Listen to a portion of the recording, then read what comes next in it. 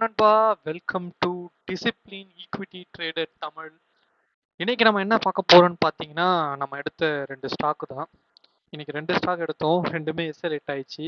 அது ஏன் ஹிட் ஆச்சு, எதனால் ஹிட் ஆச்சுன்னு தெரிஞ்சுக்கணுமா? வாங்க போய் பார்க்கலாம்.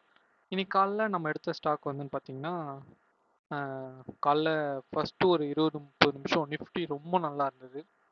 அதில் நம்ம இந்த லெவலை ப்ரோக் பண்ணி நமக்கு என்ட்ரிங்க கிடச்சிது எல்டியில். பட் நம்ம அங்கே எடுக்கல, இங்கேயே எடுத்தோம். நம்ம ஸ்டாப் லாஸ் இதுவாக இருந்தது. நம்ம எடுத்ததுக்கு அப்புறமேட்டு போய் டார்கெட் அடிச்சிச்சு. டார்கெட் மீன்ஸ் 1:1 கொடுத்துச்சு. பட் நம்ம டார்கெட் இங்கே இருக்குது 1:1 ஆர் 1:2 நம்ம சம் ப்ராஃபிட் புக் பண்ணணும். பட் என்ன ஆச்சுன்னு பார்த்தீங்கன்னா, இங்கே ப்ராஃபிட் புக் பண்ண டைமே இல்லை. இது போய் அடித்த உடனே டப்புன்னு கீழே வந்ததால் நம்மளால் எதுவும் பண்ண முடியல. அப்புறம் 2-3 கேண்டில்லையே நம்ம எஸ்எல் ஹிட் ஆகிடுச்சு. எஸ்எல்னா நம்ம கொஞ்சம் ஸ்டாப் லாஸ் தள்ளி தான் வச்சேன். அதுலேயே வந்து தட் பண்ணிட்டு மறுபடியும் இவ்வளோ தூரம் போய் அப்படியே இன்னைக்கு ஃபுல்லாக சைட்வேஸாக போச்சு. இன்னைக்கு நிஃப்டி நல்லா இருந்தாலும் இந்த ஸ்டாக் ரொம்ப சைட்வேஸ் தான் இன்னைக்கு. இன்னைக்கு ஒரு ஸ்டாக் ஃபர்ஸ்ட் ஸ்டாப் லாஸ் ஹிட்டா அதோட சும்மா இருந்துக்கலாமா? பட் அடுத்த ஸ்டாக் நல்ல என்ட்ரி கிடைச்சிது, அதனால தான் எடுத்தேன், இல்லைனா எடுத்துருக்க மாட்டேன்.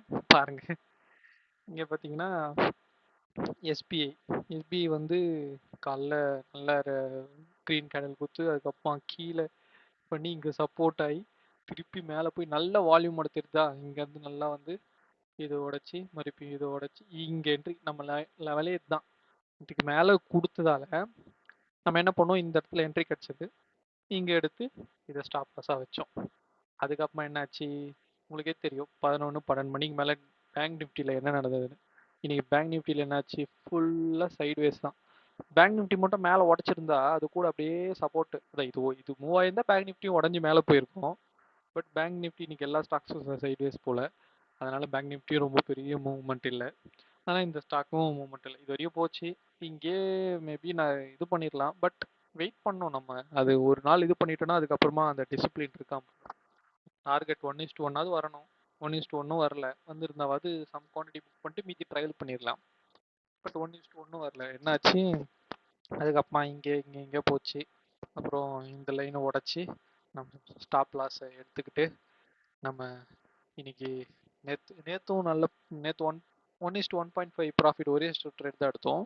அப்புறம் ஃப்ரைடே கொஞ்சம் ஃப்ரைடே ரொம்ப டல் மார்க்கெட்டுன்றதால பெரிய ப்ராஃபிட் வரல. பட் இன்னைக்கு 2 ட்ரேட் எடுத்தோம், ரெண்டுமே ஸ்டாப் லாஸு. இன்னைக்கு மொத்தம் எவ்வளோ லாஸ்னா 21,000 சம்திங். நேற்று வந்த ப்ராஃபிட் இன்னைக்கு லாஸ் ஆகிடுச்சு. பரவாயில்ல, இருக்கட்டும், அதெல்லாம் ஒன்றும் மார்க்கெட்டில் அப்படி தான். நம்ம டிசிப்ளினாக ட்ரேட் பண்ணோன்னா ஒரு பிரச்சனையும் இல்லை. இன்னைக்கு ஃபர்ஸ்ட் ட்ரேட் அதுக்கப்புறம் ஏன் செகண்ட் ட்ரேட் எடுத்த டிசிப்ளின்னு பேசுறியே அப்படின்னு நீங்கள் யாரெல்லாம் கேட்கலாம். பட் அது பிரச்சனை இல்லை, நல்ல என்ட்ரி கிடைச்சா எடுக்கணும். நல்ல என்ட்ரி கிடைச்சிருக்கு. இங்கே பாருங்க, என்ன மூமெண்ட்டு இங்கே ரீட்ரெஸ்மெண்ட் ஆயிருக்கு. இங்கே ரீட்ரெஸ்மெண்ட் ஆகாமல் போயிருந்தாவது இங்கே ரீட்ரெஸ்மெண்ட் வெயிட் பண்ணிக்கலாம். நல்ல ரீட்ரெஸ்மெண்ட் ஆகி இது நம்ம ஸ்டாப் லாஸ் நல்லா தான் இருந்தது. பட் எனிவே நம்ம ஸ்டாப் லாஸ் ஹிட் ஆகிடுச்சு. இன்னைக்கு ஒன்றும் பண்ண முடியாது. நாளைக்கு என்ன ட்ரேடுன்றதை நாளைக்கு அப்டேட் பண்ணுறேன். இதுக்கு முன்னாடி எடுத்த ட்ரேடெல்லாம் ஷார்ட்ஸில் இருக்கும், வேணா போய் ஷார்ட்ஸில் பாருங்கள். புதுசாக ஸ்டார்ட் பண்ணியிருக்கோம், இந்த ஜேர்னியில் என் கூட இருப்பீங்கன்னு நம்புகிறேன். தேங்க்யூ. சப்ஸ்கிரைப் பண்ணுங்கள். உங்களுக்கு எதுனா டவுட் இருந்தால் கமெண்ட் பண்ணுங்கள். எனக்கு தெரிஞ்ச நாலேஜை உங்களுக்கு ஷேர் பண்ணுறேன். தேங்க்யூ. Take care. பாய்.